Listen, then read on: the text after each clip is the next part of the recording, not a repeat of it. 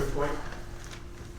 Mike, this was a game you guys didn't trail till like 4:47 to go in the game. Yeah. What do you feel like made the difference down the stretch in this one? I thought Sears and Nelson hit timely shots. Their ability to turn us over. 19 turnovers at home is just not putting yourself in a good enough position.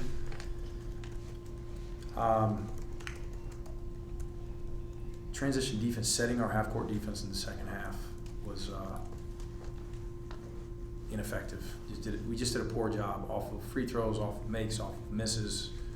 Our urgency level wasn't the same as it was in the first 20 against a team that is as good in the first few seconds of the clock as anyone in the country. And they capitalized. A couple of free throw line blockouts haunted us.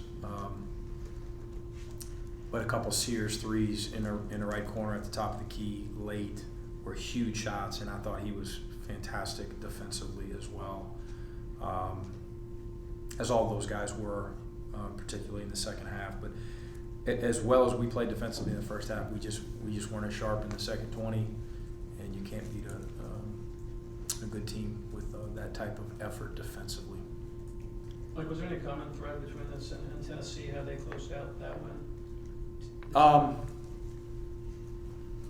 Yeah, potentially. As you're building, you got to learn how to win, right? And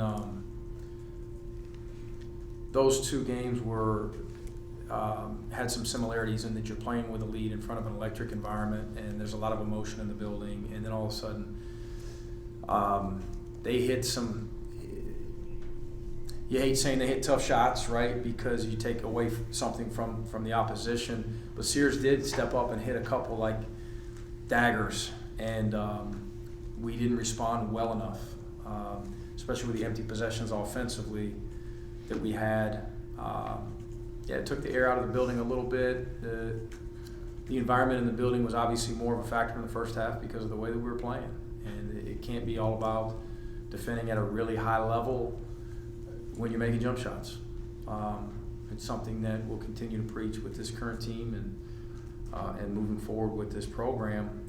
Credit Bama for their defensive resolve through their empty offensive possessions, particularly in the first 25 minutes of the game. It continued to defended at a much higher level, in fact, playing without the lead. And we've done that, we've done that a couple times here this season, but we've got to be better with, obviously, you brought it up, playing with a lead at home. You alluded to this, the turnovers. It was the types of them that seemed odd. Yeah, like unforced, maybe getting up and getting too jacked up. I don't know. What's your takeaway on just ball handling tonight? It was a really physical game both ways. It was probably more so than any game this year. Guys hitting the floor, both teams. In the first 7, 8, 10 minutes of the second half, there must have been 8 times when both teams got multiple guys diving on the floor. So credit both teams' intensity level. That said, we had a lot of balls in the paint for us right in front of our bench in the second half that whether it was an unclean pass or an unclean catch or a Bama defender getting a finger or hand on it, led to some turnovers, which led to some transition offense for those guys. And then we also had some near misses, at the rim in the second half. 1 or 2 of those go. Maybe you can extend the lead. But I felt like we played a little bit tight offensively down the stretch. Again, a lot of that had to do with their ball pressure and the fact that they continue to chip into our lead and eventually take the lead. How do you keep this group from getting frustrated? Tennessee, Alabama overtime against Florida, just not getting caught up in the fact that there were some missed opportunities in some of these games. Yeah, these guys will keep fighting. I'm not worried about that at all. This was a top 10 net opportunity, top 5, whatever the heck that they were or are. It's not like we just gave up a lead to a mid-major opponent or an inferior opponent. I think our guys feel good about the way that we played for 2025 and the way we continue to fight down the stretch. And in addition, we play with a lot of heart considering what's been going on, around this facility in the last few days. I mean, Silas Demery just played 29 minutes, and he literally hadn't broken a sweat since we left Gainesville. That's a lot of toughness. That's a lot of heart. Justin Hill, same way. Jabri Abdur-Rahim, Noah Thomason. A lot of these guys have been banged up with illness, and they swung away. Our guys played really hard. Just got to play better. Was Sonny a part of that too? Didn't see him. No, Sonny wasn't. The decision was to bring him off the bench and try RJ Melendez.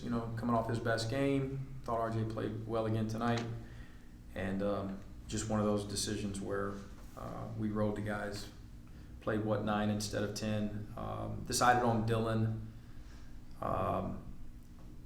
Right there in the pregame, Sonny will come back and be ready to go practice tomorrow and be effective and lead. But who knows? Who knows who will play on Saturday? For your trouble, you get the maybe the hottest team in the league in South Carolina. I know. Coming back in here now, and they'll obviously be motivated because of what you did in Columbia. Remember 10, 15, 20 years ago in this league, and you get beat by a top 10 net team. The net didn't even exist then. Then you get a couple you can beat, right? Or you have a real chance of beating, and now it's like in this league, it's ridiculous. And Lamont's done an amazing job. Picked near the bottom, at the bottom, whatever. I don't know. I hardly read that stuff, but no one thought they'd be as good as they were. We really felt like as a staff, and I said it to you guys pregame and postgame, I think, that we thought they were a tournament team, and we thought that was our biggest win, and it turns out that it is obviously. They're really good, and they're going to keep winning a bunch. Again, credit those guys, credit Lamont and his staff, his team. They're connected, they're tough, they're physical, they're sound. We've got our hands full Saturday, but it's another great opportunity for us. Obviously, we beat them. It was our best performance. It's going to have to be our best performance. It's going to have to be as good or better to beat them on Saturday. When you've got a repeat opponent like that, what are the challenges that come with that? I think both staffs probably feel like there's advantages. The level of familiarity. If you're playing an inferior opponent, there's challenges, I think, that you've got to overcome with your guys in terms of mentality and approach. With these guys, our guys understand how good they are and how fortunate we were to go in there and steal one. And our guys watch. We got a team full of basketball fans that enjoy watching on the tube, and they'll be watching tonight and learning. And they know how good South Carolina is. So I don't know what challenges really. Just they'll be jacked up, but they were jacked up the last game. Both teams. So good college basketball game. It's okay. You got to cut me off. I'll just keep rambling. This was your first pair of back-to-back losses since November before SEC play. What does rebounding look like for you guys over these next few days, especially coming back at home for your first time playing back-to-back home games during SEC?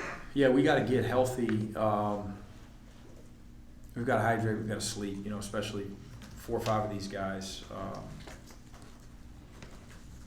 We've got to get rest.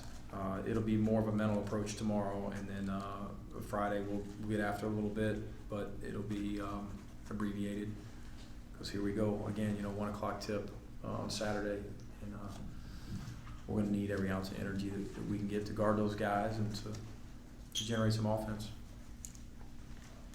Any questions for Mike?